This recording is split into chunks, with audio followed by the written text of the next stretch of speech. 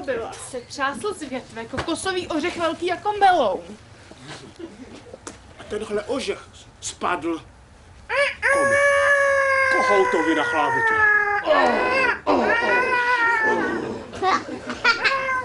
Koho si rozlobil?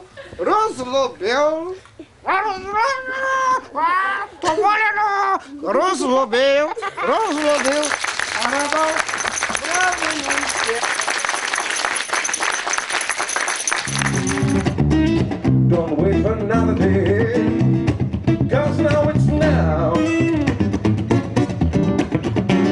Oh, wise men always say what to do and how, what to do and how, what to do and how, what to do and how, what to do and how, what to do and how, what to do and how, what to do and how. Já musím říct, že jsem velmi ráda, že se podařilo tuhle akci naplánovat a zorganizovat.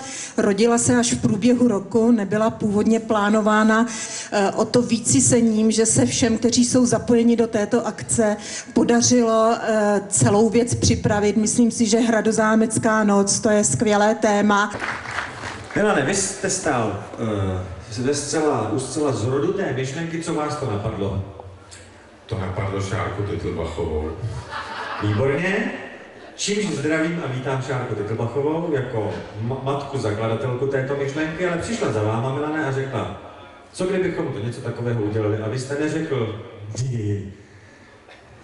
někam jinam s tím, ale řekl jste, Já jsem řekl, že to je báječný nápad, že to uděláme, ale všude říkám, že jsem to vymyslel já. vy tady máte hodně bohatý program a celkem pravidelně tady pořádáte nokturna a všechny nějaké další akce.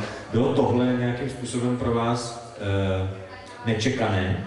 Ne, tak já myslím, že naši pravidelní návštěvníci znají naše akce, ať to jsou teda zmíněná nokturna nebo v létě takové tradiční akce s fondem ohrožených dětí, takže my jsme celkem zvyklí a rádi takové akce pořádáme. Somebody's knocking at your